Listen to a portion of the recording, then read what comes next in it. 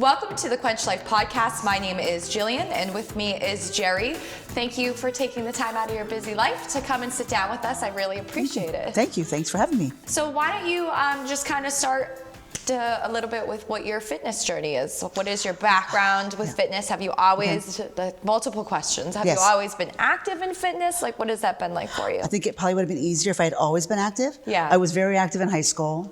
I was on the crew team in high school. And then I went to college and started everything else, and I wasn't until it was probably before my daughter was born. I decided to join a small gym where I was living at the time, and we're talking small, like this size right here. Yeah. And it was great because it was just a few of us there, and we always encouraged each other, so it got to be great. And I had a trainer with me all the time, so it was really good. And then that went away, and then I had my daughter, and I tried many times to get back to the typical Planet Fitness, or there's a Works gym up in New Hampshire. I tried all that over and over again. I just probably didn't push myself hard enough. Yeah. Because you have to get there, and then you have to do it all. And I never really got the effect. Yeah. So it was 2016. I had a friend of mine who'd been bugging me for a long time. I was in New Hampshire to try this gym. You gotta go, come on, it's just classes. I don't want to do classes. I can't do that stuff. I can't do a HIITS class. I don't want to do boot camp.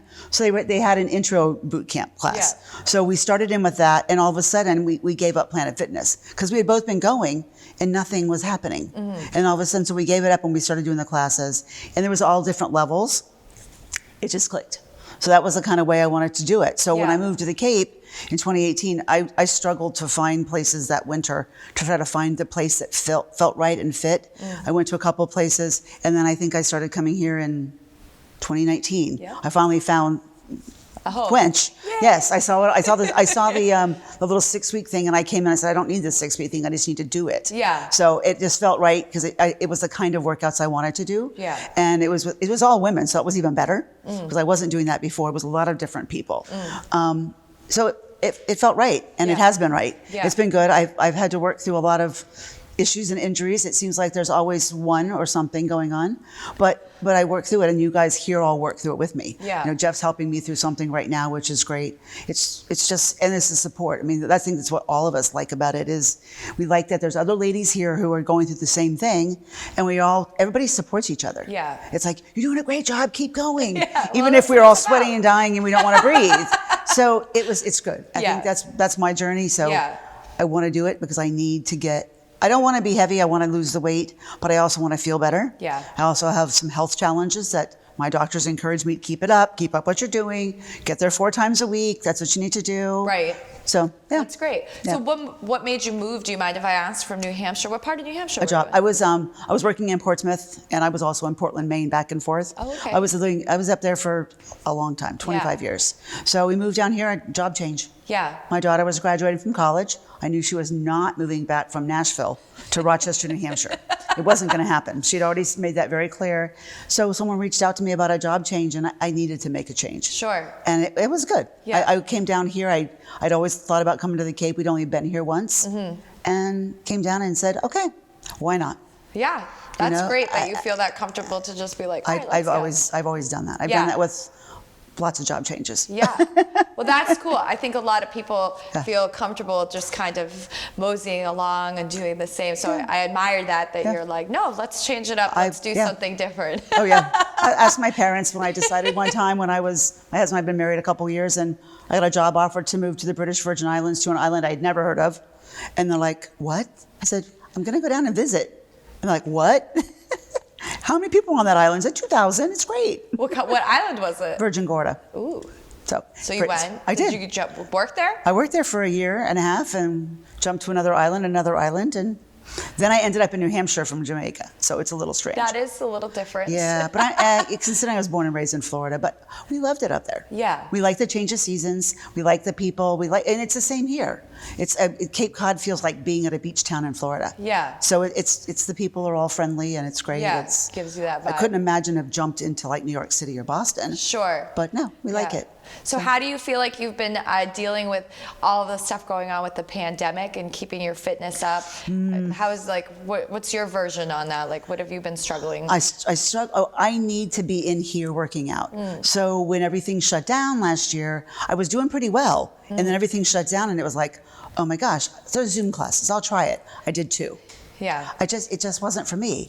I don't have that motivation. I need that accountability to be someplace, and I didn't do it. Yeah. I have plenty of space in my house. You loaned us equipment. I had another kettlebell. I had all kinds of stuff. Right. And you had a gazillion classes. Yeah. It wasn't for me. Yeah. I just didn't do it. Yeah, I agree. I think that's what makes it so fun about coming to the gym is everybody always says it's the appointment, like knowing that I made an appointment for 5:30, I have to be there, somebody's going to be waiting, makes you just show up, and that's the hardest part, showing up. Once you get through the door, it's all right, but getting through the door is the hardest part. And we all have, and I'm an end of the day person because I tend to get to work by 8, so the morning classes don't work. So I've always done like a 5:30 or 6 o'clock class every gym I've gone to. So that works for me. There's not many people here necessarily. Some days it's just me. Yeah. But it's the time that works for you. The time that works. I leave straight from work. If I go home, I'm done. I won't leave. Yeah. Even if I have to go home and change, something will come up and I won't go out to the gym. Yeah. It used to happen to me all the time. Yeah. So. And being aware of that, I think, is super important part of the process, so that you can, keep it in the forefront of your mind, so that it doesn't happen. Yeah. So, do you mind if we talk about your injuries? Yeah, sure. Such fun injuries, and they're not from falls or anything. They're just my body. Yeah. Unfortunately. So we have your hip. Yes. Your hip seems to be the main one that kind of. It started out as the hip, and then the chiropractor helped, and then I did go to physical therapist for it.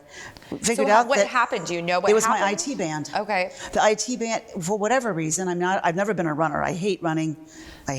Just all of it. I don't even like to run around the building, but I'll do it. Its IT band was just very tight. The chiropractor hit it one day, and I about jumped off the table. Right. And so the IT band was just pulling at the hip, causing bursitis. Yeah. So a couple shots of cortisone in there, and life was better. Yeah. There. So. And then I ended up with tendonitis in my foot. Yeah. It's probably still there, but it doesn't hurt. Yeah. I'm not supposed to run because of it. So your hip is though you're good now, or you're feeling the hip is every good. once in a while? The hip is good. The lumbar is gone. Yeah. And that's going to be something that I'm going to be dealing with for probably, as according to my doctor. Probably your body it's your age. Right. Your body's You're taken. Like, what? I looked at her and I'm like, are you telling me anyway? And she's like, it's your body. And she feels like maybe she thinks I've been doing boot camp and HIIT classes longer than I have. She says, no, it's taking its toll on your back. You're getting older and whatever. So figured that out, and I'm going to have to gradually, and Jeff and I were talking about it last night, is I need to strengthen my lower back. Yep. I need to deal with that degenerative disc issue and the narrowing and bone spurs, which that's probably the only thing that worries me the most. And it's genetics. Everybody in my family has a bit of degenerative disc disease. Yeah. Not everybody gets it. Losing weight will help. Right. Improving my core, improving my lower back will help. Yeah. So it becomes a bigger focus. Yeah. And that goes along with, I'll say it, I don't really care if anybody knows this, I'm also a type 2 diabetic. Okay. So there's a lot, this environment and this kind of exercise and weight bearing is exactly what I need to be doing. Yeah. Just walking is not going to do it for me. Right. I know the difference. I've been through the cycle of watching the blood sugars when I'm really, really good at working out and watching what I eat, and everything's better and they're happy. And then when I fall off the wagon, it's like, ooh, that's not good. Sure. So it's good for women, especially for osteoporosis, but for type 2, it's that exercise is key to helping keep it down. Yeah. And it's genetics again, so it's not going to go away. Yeah. I just need to manage it. And so the type 2 diabetes of somebody who has that, I think people get nervous about kind of participating in fitness in some sorts, but you're saying that you're tracking all your numbers, and I'm being tracked every 3 months. Yeah. And they want to see me doing the exercise. She wants to see me doing 4, if not 5 days a week. Yeah. Because the exercise is good for you. It's type 2, they're worried about heart attacks. And anytime I can improve the cardio and improve all that, it's going to be a longer life. Right. You know, I'm not that old as far as I don't care what she says. That's what I'm saying. But, you know, and I've got a long ways to go. My daughter's only Right. 25 and stuff. So it's important to me to watch that physical side. Right. You know, it's good for all of that. Yeah. The cardio is the hardest thing for me. It still is. Yeah. I mean, I think most of us struggle with the cardio component because for me, I feel like some days you're really good at it, and you feel like I'm like, ooh, okay, cardio, and then other days, and even lifting weights when I'm strength training, you know, you're tired, you didn't eat right, you know, sometimes you're just crabby. A little too much sugar, and all of a sudden it's just like, and you're like, have I ever worked out any day of my life ever? Yeah. It can be frustrating, but staying the way. path and having the goals.